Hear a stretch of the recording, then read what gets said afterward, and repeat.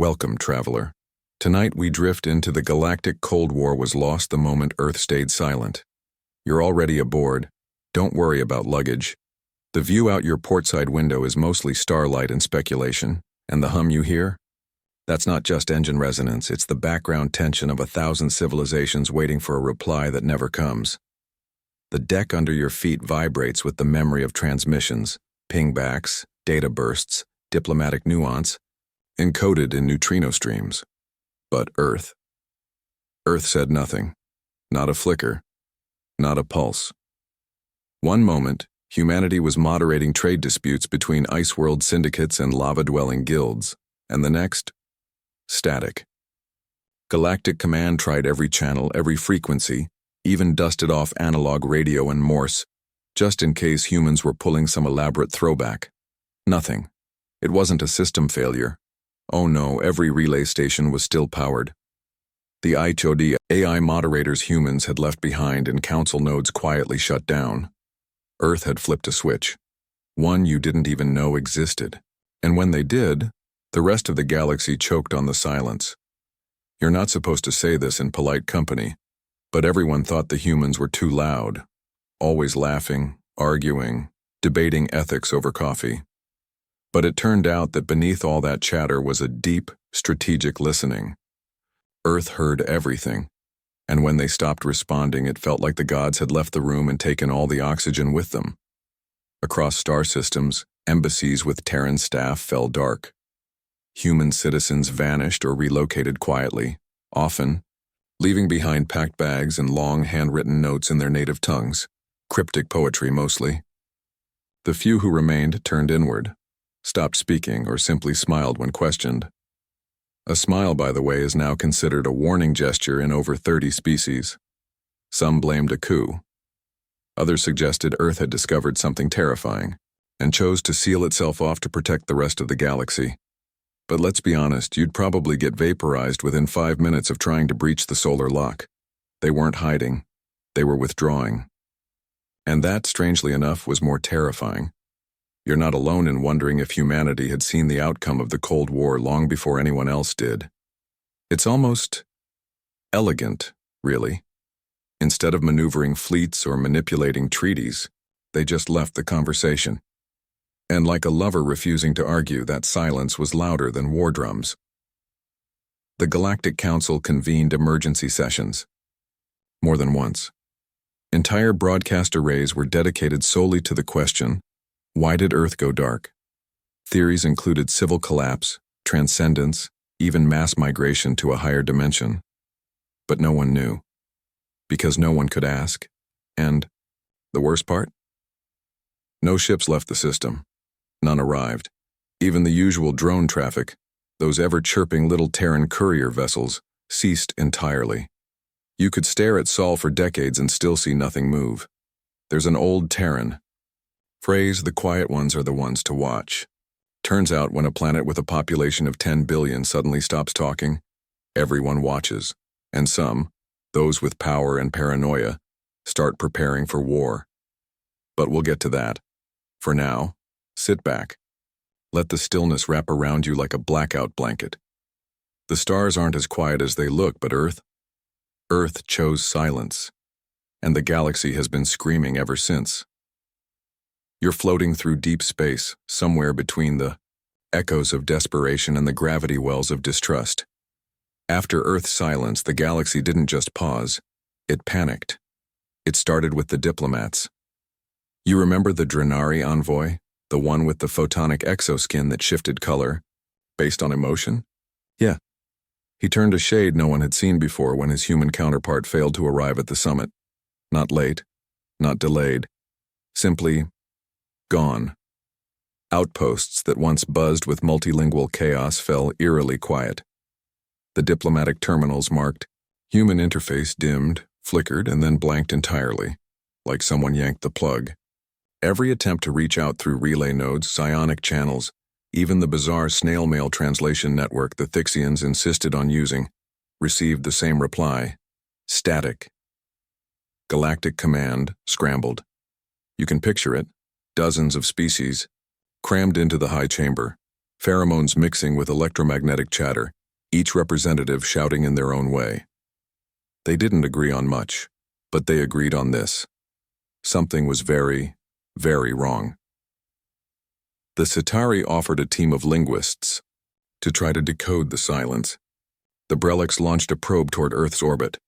The Andarathi sent a delegation of empathic oracles who claimed they could feel the planetary mood, and what they felt was absence. Like Earth had emptied itself of presence, not dead. Just gone from reach. It wasn't just eerie, it was deliberate. That's what made it so chilling, like Earth had rehearsed this. Practiced shutting down every open loop, every shared protocol, every vulnerable node. And the more deliberate it felt, the more dangerous it became. The galaxy thrives on conversation, trading tech, knowledge, gossip, and threats. Silence, in that context, is not just rude. It's warlike.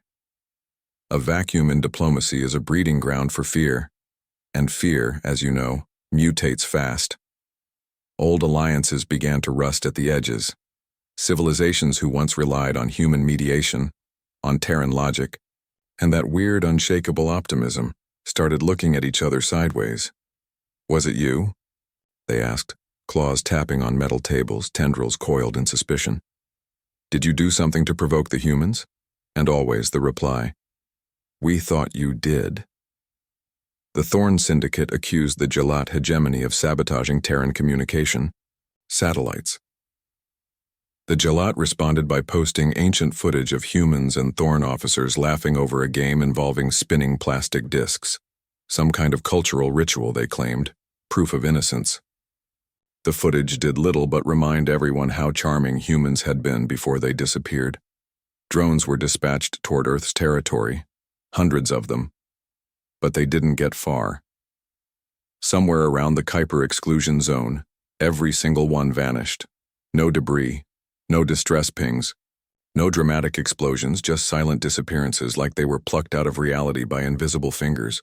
The zone wasn't marked. It wasn't patrolled. It didn't need to be. The absence was its own message. Some tried to brute force their way through. A daring venture by the Scorian Armada ended with a single broadcast on all channels. A ship captain, eyes wide, whispering, "We shouldn't have knocked," before the feed cut out permanently. Diplomatic panic turned to diplomatic paralysis. No one knew what to say anymore. And still, Earth said nothing. No retaliation, no escalation, just nothing. And the silence spread. Terran-controlled archives throughout the galaxy started self-erasing, one by one. Not in chaos. No, this was methodical. As if a countdown had ended and a protocol triggered. Research stations that had once been fountains of knowledge, black holes, cultural records, medicinal breakthroughs, all of it vanished behind sealed doors and encrypted interfaces that no alien tech could crack. Some began to suspect a mass, self-destruct order. Others theorized Earth had developed a quantum firewall that reached beyond space-time. A few even claimed the humans had uploaded themselves into a singularity and were now watching the galaxy with cold, post-biological amusement. The rest of us, we waited. We watched. And we wondered what kind of species chooses not to fight, not to explain, not to threaten, but simply to exit. And maybe that's when we started to lose. Not in battle, not in ideology, but in the realm where fear becomes prophecy and silence becomes strategy. You drift now through the skeletal remains of a research nexus once run by human scientists, Station Aletheia, orbiting a gas giant named for a philosopher no one outside Earth had ever heard of. It's empty, has been for years, but not abandoned. That's the unsettling part. When the Terran silence began, Aletheia's mainframe, an adaptive AI named Mira, was still responsive. Not chatty, but helpful in the way humans had trained their machines to be. Efficient, polite, a little too clever. Then, one stardate later, Mira purged herself, every protocol wiped. Every memory core melted down into vitrified waste. And that wasn't unique. It happened across the Orion Arm. Every shared archive, every co-authored research initiative, every collaborative platform. Overnight, they burned. Not with fire, obviously. Space is bad at flames, but the metaphor stands. You'd plug into what used to be a Terran-linked data stream, and it'd show nothing but a single line of code repeating like a lullaby. Null is not nothing. It is choice. Some argued it was poetic. Others thought it was a warning. Still, others just stared at the message and got really, really quiet. The funny thing is, humans had always joked about pulling the plug. Their humor, dry as Martian dust, often hinted at mass exits, doomsday plans, or turning it all off just to see what happens. Nobody thought they meant it. Until they did, and the galaxy realized too late what Earth had always been. Not a participant, but a keystone. Terrans didn't just share information, they cross-pollinated. Every multi-species development in the last century had human fingerprints on it. Translation matrices? Human-rooted. Artificial empathy tech? Modeled on human brain scans. Even something as banal as sector-wide date standardization was based on Earth's orbital calendar. So when their data vanished, it wasn't just subtraction, it was collapse. Like pulling out a Jenga piece labeled context. What's worse, the erasure wasn't total. It was precise. Anything that could teach someone how humans thought, how they predicted, was gone. But public-facing content? Fluffy entertainment vids, recipes for planetary soufflés, entire seasons of Earth's bizarre, animated animal lawyer shows, that all stayed.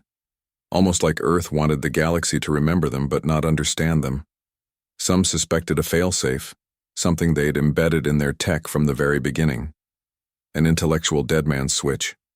But no one's confirmed it because no one has gotten close enough, or if they have, they didn't come back. The Axiomi Collective, proud wielders of probabilistic computation, attempted to model Earth's behavior post-silence. Their simulations fractured after the third iteration, citing insufficient constants. Translation: humans had never been predictable. That unpredictability, once charming, had become a strategic nightmare, and in their absence, things started shaking loose. You might recall the Pact of Varel 5, a 100-year peace between species, who once couldn't breathe the same air. It was mediated by a single Terran named Joy Ramirez. After Earth went dark, the pact fell apart in less than 4 cycles. Turns out no one actually understood the fine print, because it had been written in Terran legalese, a dialect equal parts. Reason, sarcasm, and subtle threat. The collapse wasn't violent, not yet, but it was loud. Screaming debates across council chambers, translations twisted by uncertainty, alliances fraying, then reforming under new, shakier premises. And through it all, Earth remained absent. Their planetary signal beacons, once the brightest in known space, still pulsed, but not with messages, just with presence, a kind of spatial heartbeat, enough to say, "We're still here." Nothing more. Someone asked once, why didn't they leave a warning? Maybe they did. Maybe the silence was the warning. Or maybe Earth decided that any message would be misunderstood, twisted, used. So they left none. No final speech, no grand explosion, no goodbye, and thanks for all the minerals. Just static, and over time that silence became louder than all the words they'd ever spoken. The High Councils met under emergency protocol for the 3rd time in a decade. That in itself was historic. These species couldn't agree on soup temperature, let alone universal security doctrine. But Earth's continued silence had birthed a shared fear, too potent to ignore. You're watching from the back of the chamber.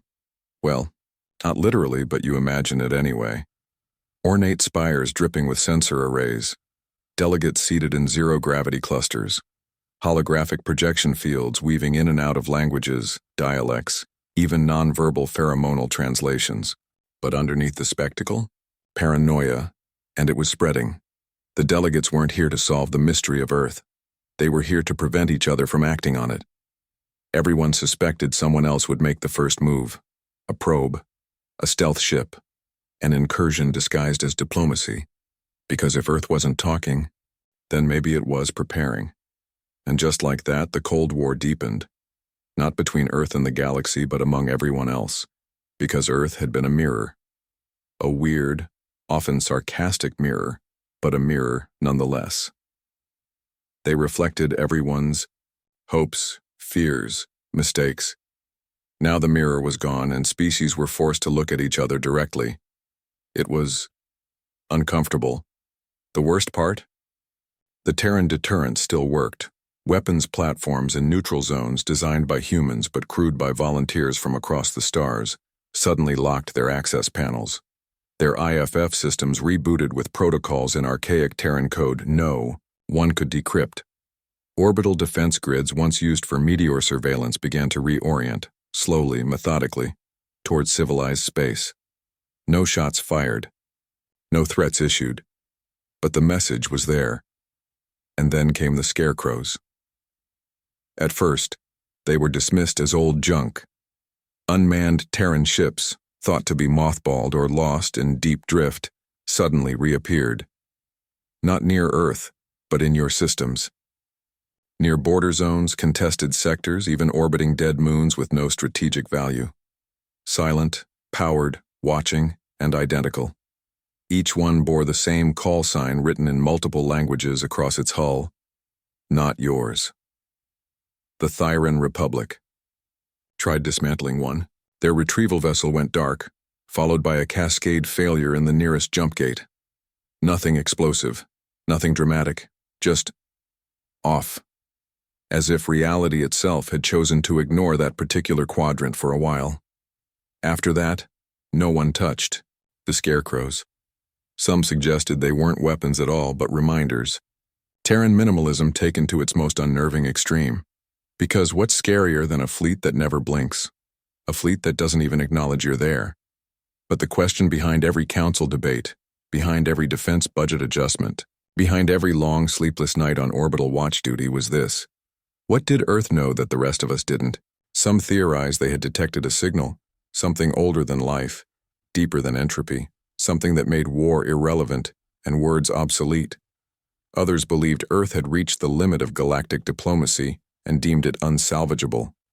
But the most unnerving theory, that Earth had seen everything, calculated all possibilities, and simply opted out. You can almost hear it, can't you? A quiet voice from Sol, not angry, not afraid, just tired. You all keep talking. We're done. And the galaxy? The galaxy couldn't handle that kind of silence, because silence means someone else is deciding. Waiting, listening, and no one knew what the humans were waiting for. The councils tried distraction. They launched initiatives, peace festivals, even a multi-species cooking show designed to revive interstellar morale. It aired for 2 episodes. The second featured a Tharn cook using what turned out to be a human kidney substitute as garnish. Public reaction was mixed. And Earth? Still nothing. Not a comment, not a correction. Just the persistent hum of their deep space infrastructure, alive but unresponsive like a body in hibernation. A new saying emerged among traders and freighter captains. If the humans aren't replying, you've already made the wrong call. It spread like fire, because now every decision, every alliance, every risk, every war plan was shadowed by one unbearable truth. Earth might be watching, and worse, Earth might already know how it ends. The fear didn't come from guns, it rarely does. Not when you've lived among stars that could swallow fleets whole. No, the fear came from what wasn't there. Intention. You can prepare for war. You can react to diplomacy.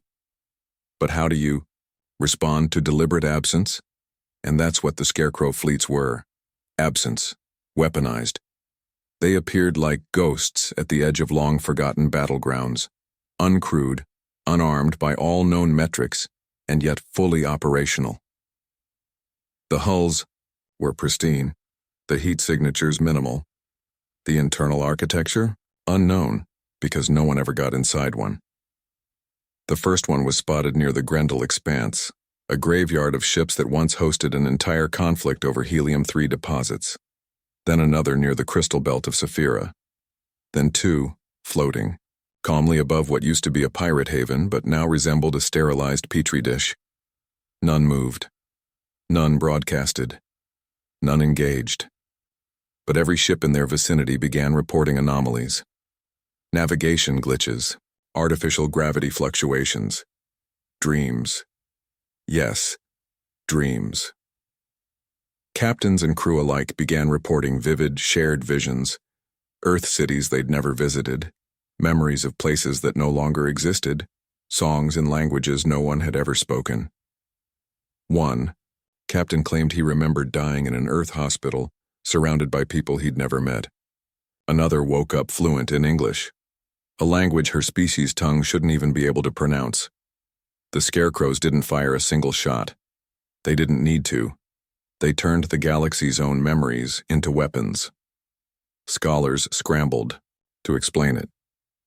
Residual psychic imprint, some guessed. Temporal bleed, said others. A rogue faction suggested humanity had found a way to dream across space-time, to implant symbols, emotions, even strategic deterrence directly into the subconscious of any species too curious. Whatever the cause, the result was the same. Proximity. To a scarecrow meant your sense of certainty began to fray. Not fear exactly, something worse. Doubt. Doubt that your motives were your own. Doubt that the galaxy still operated on logic. Doubt that Earth had ever been as naive as everyone liked to believe. Because here's what you began to suspect. The scarecrows weren't new. No, some of them had always been out there. You just hadn't noticed them until the silence gave you nothing else to look at.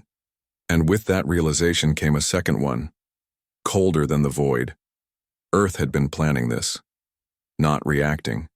Not retreating. Planning. The timing. The symmetry. The coordinated data purges. The remote shutdowns. The sudden seamless disappearance of civilian personnel from every known outpost within a single galactic rotation. It wasn't abandonment. It was an operation. Some say it was called the Echo Doctrine. That Earth had a final strategic contingency designed not to destroy its enemies, but to render them irrelevant. The principle? Silence is not the absence of war. It is superior to Curson, and so when Earth fell silent, it didn't cede the battlefield. It became the battlefield. The Galactic Council splintered over how to respond. One faction believed humanity should be courted, begged, lured back with offers of leadership. Another proposed sanctions, blockades, even weaponizing captured human tech to force re-engagement. A third? They wanted Earth declared a rogue world and quarantined. All three factions failed, because Earth didn't answer. And without a reply, you can't negotiate, can't threaten, can't plan. You just wait. You wait and wonder what the silence means, and the longer you wait, the more that silence fills your own decisions, your own fears, your own words, until eventually, you begin to echo them. You begin to say nothing at all. It started with the kin of Tevril, old allies of Earth, their skin like molten metal, their thoughts shared across a crystalline neural web. Once proud mediators themselves, they had learned diplomacy from humans, mimicked Terran patience, and even adopted their penchant for idioms, some of which translated very poorly into Tevrilan song-speak. After Earth's silence, the kin faltered. At first, they tried to keep up appearances. Broadcasts were maintained, meetings attended. But slowly, almost imperceptibly, their posture shifted. The lyrical harmony in their speech faded. Delegates showed up late, or not at all. One by one, their embassies dimmed. Then came the transmission. We must look inward. Earth has shown us how. It wasn't interpreted as a threat. That was the problem. It was interpreted as a philosophy. And so began the Great Fracture. Other species followed. The Brelix Confederacy, once champions of transparency, shuttered half their internal comm channels and adopted a closed-loop governance model. The Citari, those glow-eyed chronologists, burned their own archives rather than risk Earth's vanishing trick being used against them. And the Tharlan Combine? They simply vanished. Not in war, in mimicry. Earth's silence was spreading, not by force, but by contagion. The worst outbreaks weren't even in government. They were in the minds of citizens. See, humans hadn't just been diplomats or engineers or eccentric comedians of the galactic stage. They were connectors. They turned trade routes into dinner conversations. They turned data exchange into story time. Remove them, and suddenly the galaxy's social glue started cracking. What emerged in the vacuum was a kind of ideological gravity. Groups formed around what Earth might have meant by going quiet. One group, the Vigil, believed humanity had transcended physical form and were watching from beyond. Another, the Proxy, was convinced Earth had deployed scarecrows as decoys, and the real humans now lived in deep time, communicating in neutrino symphonies the rest of the galaxy couldn't hear. But perhaps the most unnerving group was the Cult of Echo. They didn't worship Earth. They worshipped its absence. Their temples were anechoic chambers, total silence. No movement, no light, no signal leakage. They mimicked Terran expressions, smiled without speaking, and trained themselves to endure total sensory deprivation for days. They spread across the stars like mold on stale bread, unnoticed at first, then impossible to ignore. And their creed? Simple. Silence is sovereign. They believed Earth had issued not a threat, but a commandment. That the future of intelligent life wasn't communication, but withdrawal. That enlightenment came, not through discovery, but erasure. Some say the Cult of Echo got their hands on a working scarecrow, that they found it in orbit around a forgotten moon and towed it to a secret station. They claimed to hear voices from it, Terran voices, speaking not in words but in impulses. Of course, no one can confirm this. The station vanished a week later. All that remained was a static pulse encoded with Terran binary, looping the same message. Listen better. So now you have governments in retreat, treaties crumbling, and entire philosophies shifting toward the very thing humanity had always warned against. Isolation. Irony, isn't it? The species that once taught the galaxy to connect through chaos had become the silent template for disconnection. And worse, some preferred it that way. In the vacuum of Earth's silence, everyone heard something different. And so, even without a single word, humanity had done what no empire ever could. Had unified the galaxy in confusion. You glide through the inner belt of the Tricerian cluster now, past the remains of an old Terran comms relay. Relay Sigma 21. Once a node in the vast interspecies network, it's now a rusted spindle of wires and white solar plating, drifting in slow arcs around a red dwarf star. It still hums faintly, still powers itself with light, but it doesn't speak. Sigma 21 was one of the first to go quiet, and one of the last to be approached. See, after a dozen failed recon attempts, factions stopped poking Terran tech altogether. Not because of booby traps, no explosions, no disintegration rays. The problem was subtler, creepier. The problem was activation. You'd so much as touch a Terran panel, and the system would light up like it remembered you, knew your name, your species, your political alignment. Once, a Soren tech from the Warhawk Guild plugged in, and was instantly greeted by name and an exact playback of a conversation he'd had with a human ambassador 27 cycles earlier. He ran screaming and joined a monastery that forbade eye contact with machines. That wasn't rare. Terran tech had memory, not just of systems and coordinates, but of you, your species, your mannerisms, your habits. It remembered everything. But now, it remembered in silence. 1,000 orbital stations, satellite hulls, half-built Dyson shells, alive but not alive, like houses with lights on, but no one inside, or worse, someone watching from behind the curtains. And what unnerved everyone more than anything was the precision. Nothing rotted, nothing drifted off course. Power levels remained stable. Shielding still cycled through radiation waves.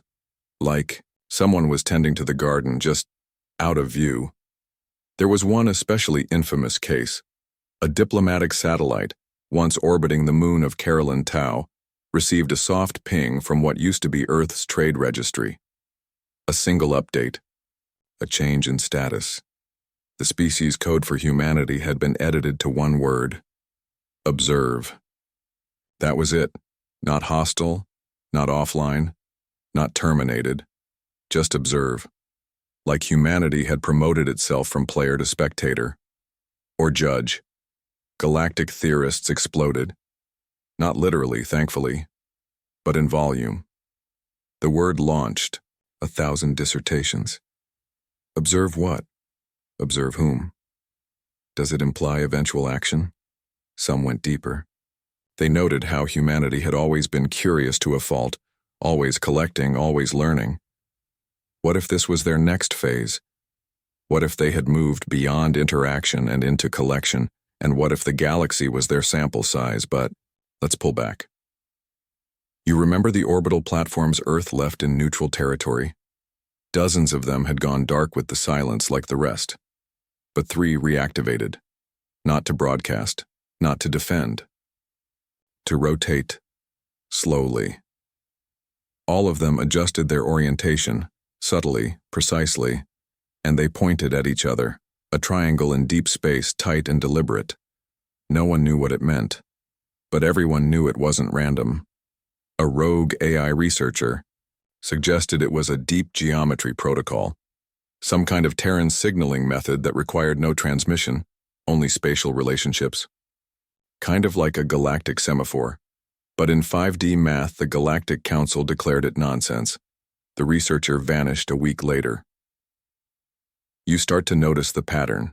Silence, then mystery, then fear, then imitation. Because by now, Earth's former allies were not just retreating from the conversation, they were actively erasing themselves like shadows following the path of their source light as it fades. And still, Earth said nothing, because Earth didn't need to. The signal had already been sent. The message was the silence and the galaxy, every listening ear, every eager spy, every would-be conqueror, was left with the worst response of all, its own thoughts. The tipping point was subtle. No explosions, no assassinations, no dramatic broadcast of a war declaration. Just a single quiet event that no one could unsee. It happened on the fringe world of Veleron Prime, a planet best known for exporting phosphorescent algae and low-orbit romance dramas.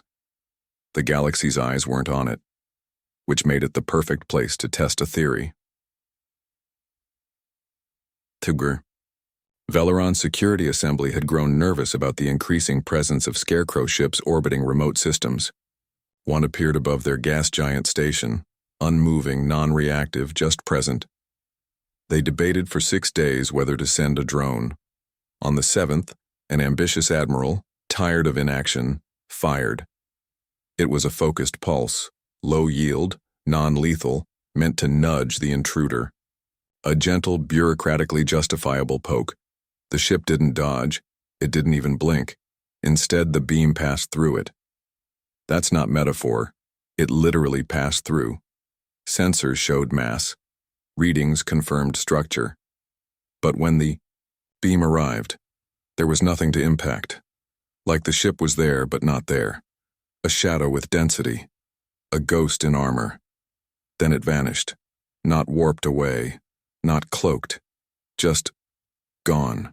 Like it had fulfilled its purpose simply by being fired upon. Like it was waiting for that moment. Some said it was a test. Others believed the ship was never really there to begin with. But a projection, part of some long game by Earth's silent hand. Still, Veleron Prime learned fast. The Scarecrow ship was never spoken of again. Its incident report, classified, buried, and marked as an electromagnetic hallucination anomaly. Nice and vague, just how Veleron politics likes it. But the event echoed louder than any weapon, because the Admiral, upon being discharged, spoke to a journalist on a fringe channel before disappearing into self-imposed exile. His last words? "We fired at..." Silence, and it made us louder. That was the mistake. You see, something broke that day, not physically, psychologically. The unspoken rules of the Cold War had relied on symmetry, tension balanced by communication, deterrence checked by diplomacy. Humanity's silence had disrupted that, but everyone kept pretending the game was still being played. After Valoran, the illusion shattered. The idea that Earth could not be provoked was terrifying, because deterrence depends on reaction, and humans weren't reacting at all. It was like having a loaded weapon on the table and realizing it had no trigger. Or worse, realizing it did, but you didn't know where it was. Old wars flared up again. Proxy battles rekindled under new names. Everyone started second-guessing. Alliances made during the Terran Golden Era. Without humans to call the bluff, no one trusted the poker table anymore. The Seraphine Compact accused the Ulan Syndicate of stockpiling human-derived AIs. The Ulan retaliated with psychic counter-accusations, claiming the Seraphines had formed an invisible pact with the Cult of Echo. No one believed anyone. Everyone believed something. In the center of it all? Earth. Still not talking, still present, still watching, still impossibly quiet. You'd think the lack of an explosion would calm things down. But the longer the silence held, the more it became unbearable. It turns out silence doesn't just end conversation, it rewrites purpose. Ships began drifting without orders. Trade routes became risky, not from pirates, but from miscommunication. One lost translation, and a customs scan became a skirmish, a single wrong gesture, a week-long standoff. And through it all, that Valoran ghost ship became legend. Proof that Earth wasn't inactive. It was active in a way no one could understand. And that made every breath, every decision, every bit of galactic posturing feel like it was being recorded by something that refused to explain its grading system. The leak didn't come from Earth. It came from within the galaxy. A data fragment, small, incomplete, heavily encrypted, surfaced on the dark flow trade webs, buried beneath 10 layers of anonymizers. It was tagged only with 2 words. Echo. Doctrine. No one knows who posted it. No one's sure if it was real. But it spread like a gravity wave through the sub-channels, hitting every intelligence agency, conspiracy forum, and armchair theorist at once. The file contained blueprints, or rather, outlines of protocols. Strategic silence, tactical invisibility, psychological disruption not by assault but by subtraction. It described a doctrine that assumed engagement was a form of weakness, and that true control came from absence. You don't respond to the enemy's escalation. You erase your own presence until the battlefield collapses under the weight of its own anticipation. It sounded like madness, but it fit. Across the stars, scattered military intelligences, some synthetic, some organic, some disturbingly hybrid, compared the fragment to known Terran patterns. Language cadence, data formatting, even sentence structure it matched. Too well. The Council denied it, of course, declared the file a fabrication, a psyop from fringe groups. But quietly, their military budgets swelled. Stealth R&D surged. Silence was reclassified, not as a defensive posture, but as an active threat tier, because the doctrine didn't say, wait to be provoked. It said, let them provoke themselves. And that's exactly what was happening. Minor border skirmishes flared into drawn-out conflicts with no clear instigator. Species that had never fought before began preemptively mobilizing fleets, claiming they were containing potential Terran resurgence. No one wanted to be the first target. Some began mimicking Earth's withdrawal tactics. The Marn Collective sealed 3 entire sectors and reclassified them as reflective zones. Entry was forbidden, no explanation given. The Vakari state ceased diplomatic communication for 6 standard months, citing philosophical recalibration. Even the chirpy, ever-transparent Valerians launched a sudden internal audit of every shared communication protocol Earth had ever touched. The galaxy was folding inward. But the leak didn't stop there. A subthread attached to the Echo Doctrine, fragment detailed something worse, a human theory, a psychological fail-state. They called it the noise spiral. According to the file, species dependent on constant feedback loops, economic, political, social, would self-destruct in the absence of reliable signal. The void wouldn't inspire peace. It would invite paranoia. Conversation would mutate into echo chambers. Trust would erode under the pressure of uncertainty, and once that happened, Earth wouldn't need to do anything. They could just wait. Some galactic historians still argue whether the leak was real or planted. A few whisper it was never a leak at all, that Earth meant for it to be found, seeded into the right minds at the right moment. An act of controlled viral memetics. But the real terror, it worked. Because once the doctrine had a name, it became a script. And the galaxy, ever hungry for structure, began following it. Diplomats began stalling. Generals stopped giving interviews. Civilizations that once overshared started going dark by choice, thinking they were being clever. Earth had shown the way after all. Except none of them understood the endgame because the Echo Doctrine wasn't a guide. It was a mirror. And as every faction scrambled to emulate what they believed to be Earth's plan, they never stopped to wonder, what if this isn't a plan? What if this is a retreat from something they saw coming? Because silence can be strategy. But it can also be fear. You orbit now above the ruins of what used to be the Icaron Accord archives. Once the largest diplomatic repository in the galaxy, 12 kilometers of rotating memory banks, stacked in silos of translucent alloy, humming with multiversal bandwidth. It was built by a coalition of 20 species, but the archivists? Mostly human. After Earth's silence, the place went dormant, not destroyed, not attacked, just quiet. A team of Solarian record keepers tried to restore access. They powered up the main index node, requested a list of past negotiations.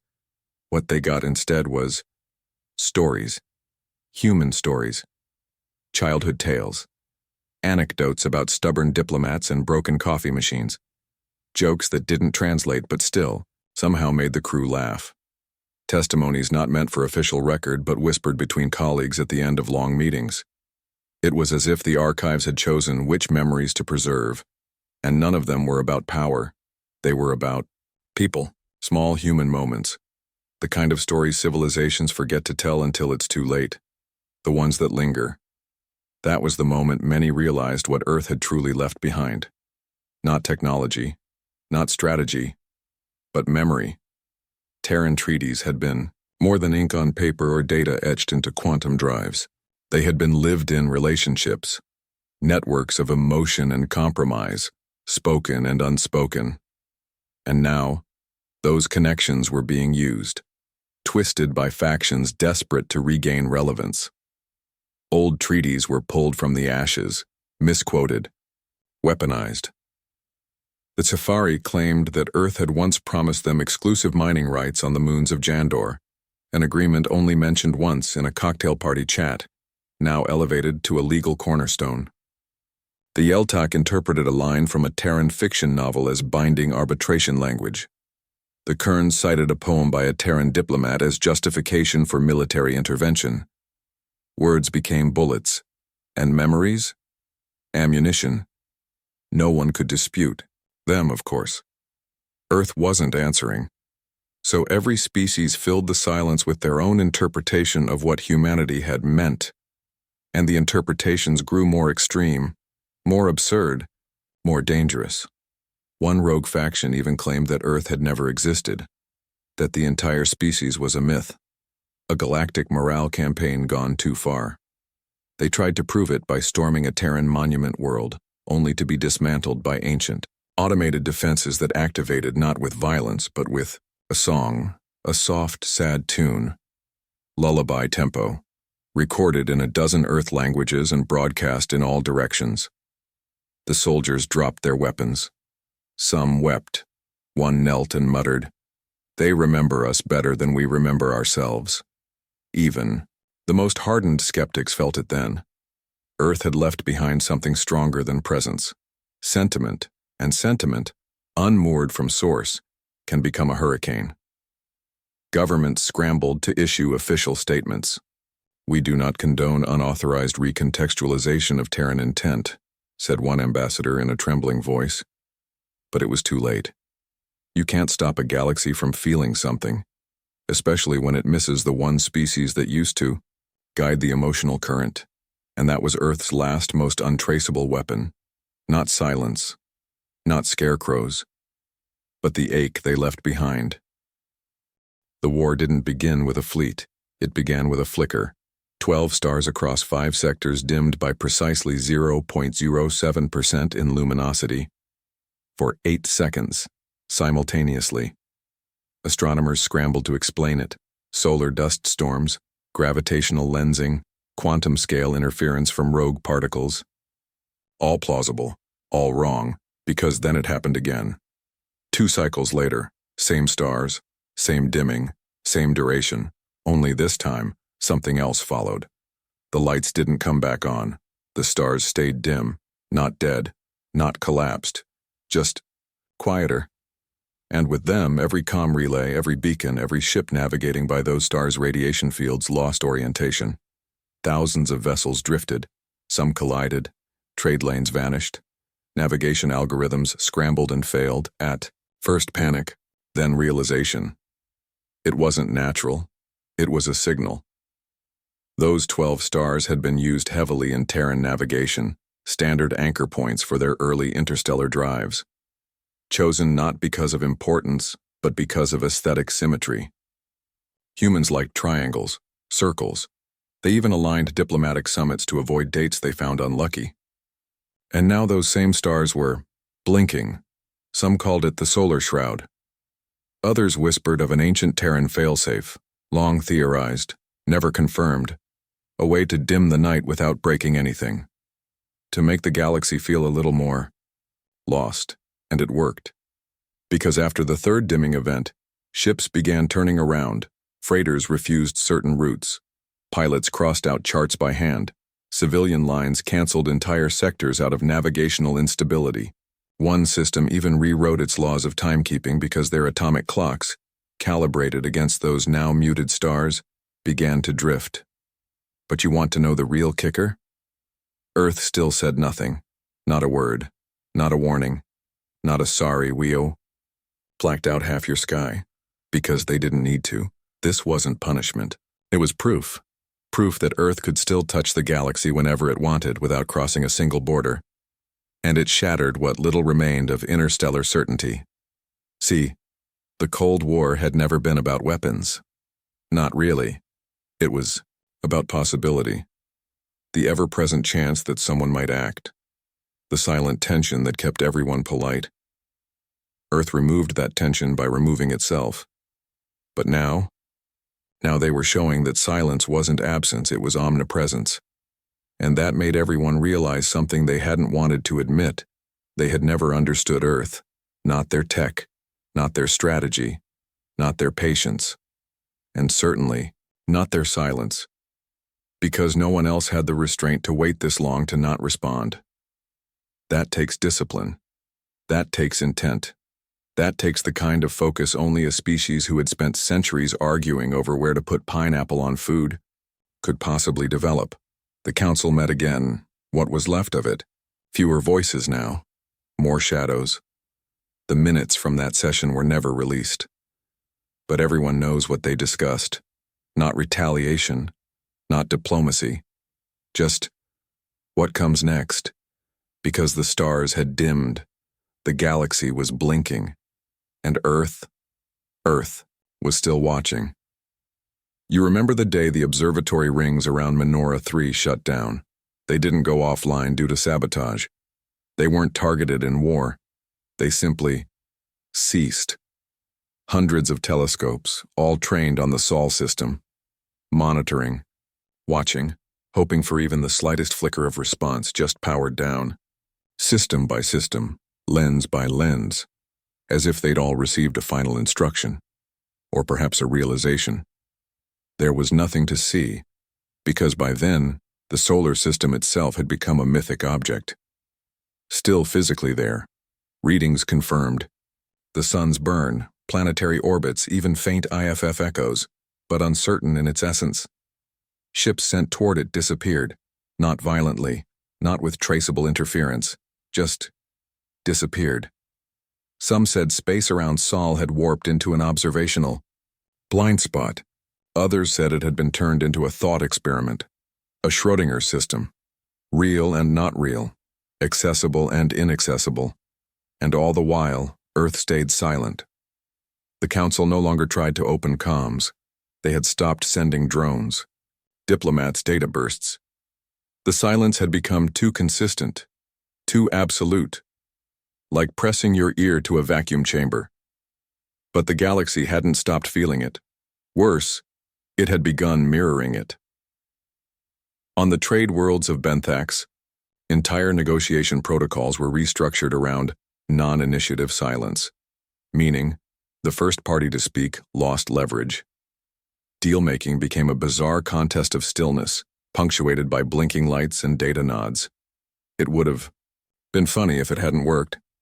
On military command decks, silence drills became standard. Crews trained to hold operations for hours without audible commands.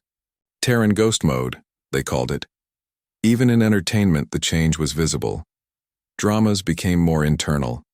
Stories centered around unsaid emotion, unresolved tension, protagonists who communicated entire arcs with nothing but expression and implication.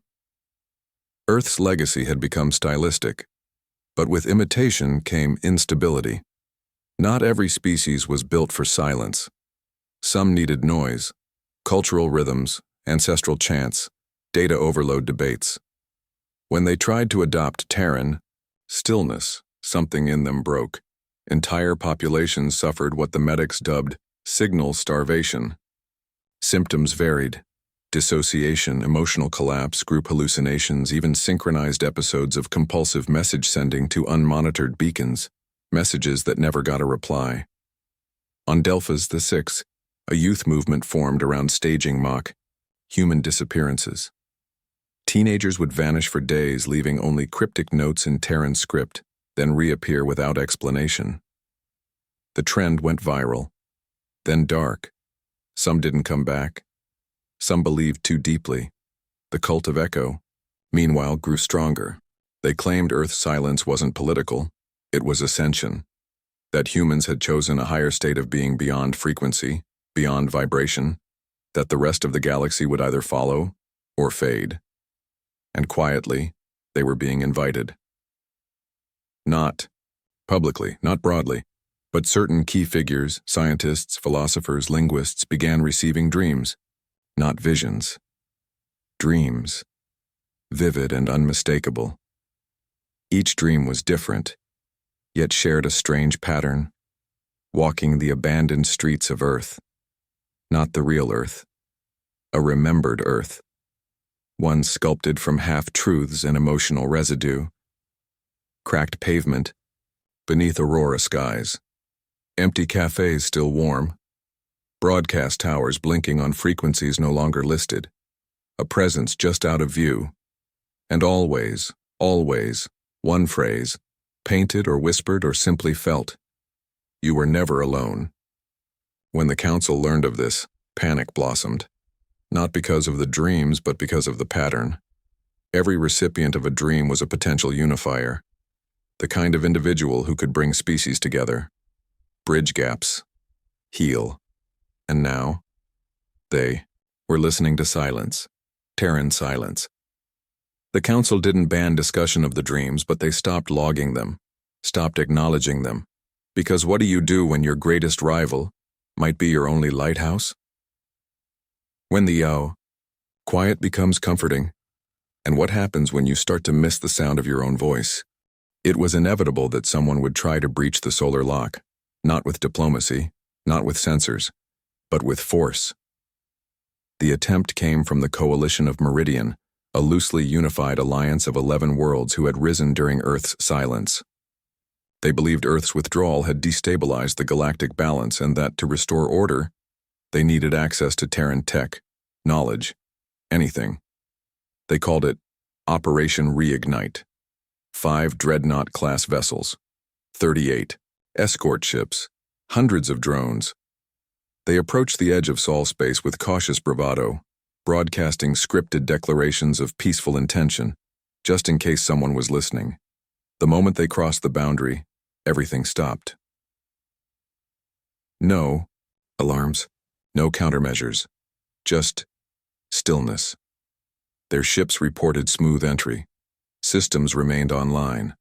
No sign of interference. Then the messages began. Not from Earth, from their own ships. Autologs, emergency black box beacons. Each message bore a different timestamp, some from decades into the past, some from the future. All fragmented, all in the sender's own voice. None had been recorded. One read, "If you're hearing this, turn back. I've seen it. I was it. We were never supposed to understand." Another, "The silence isn't empty, it's containment." Then came the feed dropouts. One by one, the vessels went dark, not violently, no distress calls, just an absence of return signal, as though each ship had been erased carefully. The last ship sent a live visual for precisely 3 seconds. It showed the Earth, not as a planet, as a mirror, an impossible, spherical reflection of the galaxy around it, stars bending inward, constellations doubled, space twisted into symmetry. And at the center, a pinpoint of light so still it looked like it was holding reality together. Then the feed ended. Operation Reignite was never acknowledged. The coalition dissolved within 2 rotations. Their remaining members retracted into silent restructuring, issuing no explanation, offering no blame. But word got out. Because silence, ironically, spreads best when no one's left to stop it. From that day forward, no one approached Sul again.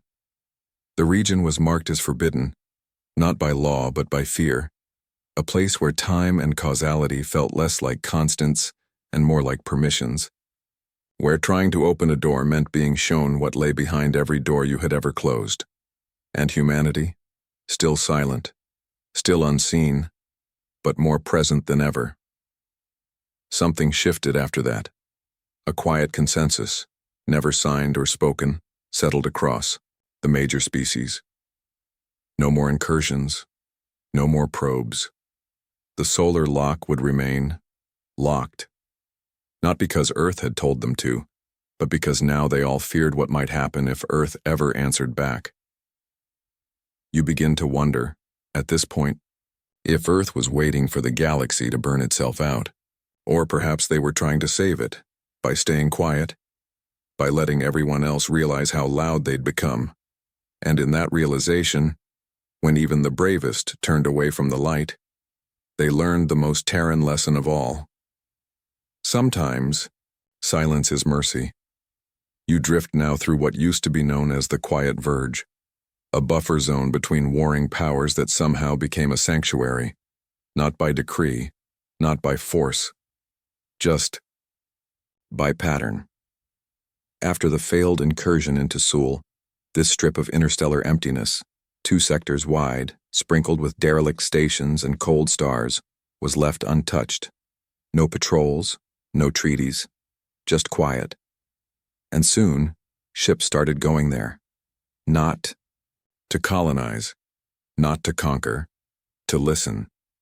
It began with a single scout vessel, a converted research craft with no weapons and no mission. Its crew claimed they weren't looking for Earth, only trying to understand what Earth had understood. They drifted in silence for 22 cycles, no messages sent, no logs shared. When they returned, they refused to speak, not out of trauma, out of choice. Each of them simply nodded, as if something had clicked. A dozen more expeditions followed. Same outcome, silence in, silence out.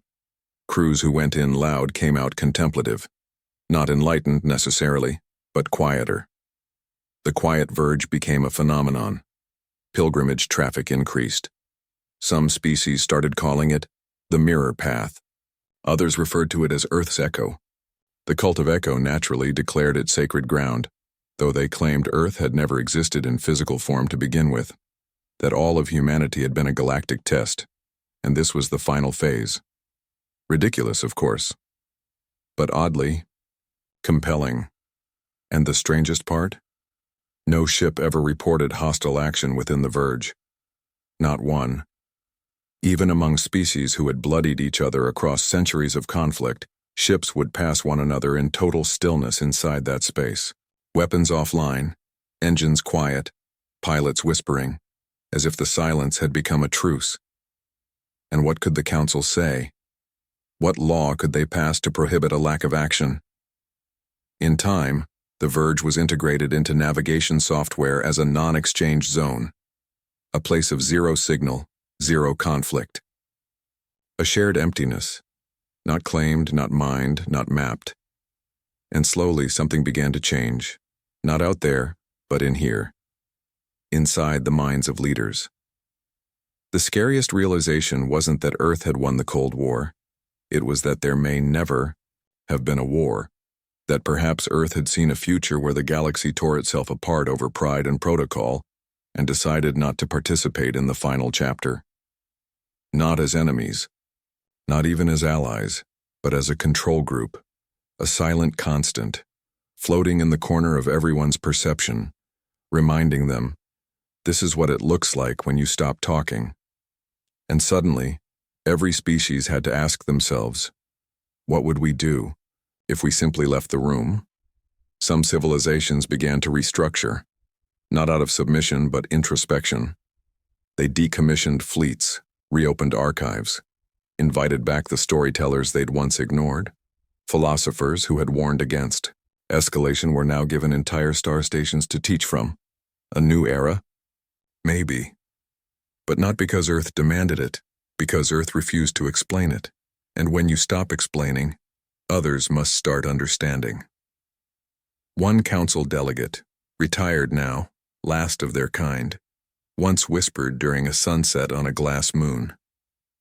Perhaps we were never in a Cold War with Earth. Perhaps Earth was in a Cold War with itself. You think about that sometimes, and the silence that follows? It's not empty. It's earned. You've made it to the edge now, not of space, of something deeper. The place where history starts to slow, like time reaching terminal velocity and deciding it prefers stillness instead. You're standing, figuratively of course, on the last outpost with a clear line of sight to Sol. Behind you the galaxy teeters in hushed orbit, a chorus of civilizations with bated breath. Before you, a silence older than memory, vaster than strategy, denser than war. And the realization hits you, soft but absolute. Earth was never trying to win. They didn't walk away from the Galactic Cold War because they were losing. They didn't disappear because they were afraid. They stepped back because they understood something the rest of us hadn't caught up to yet. That silence is not absence.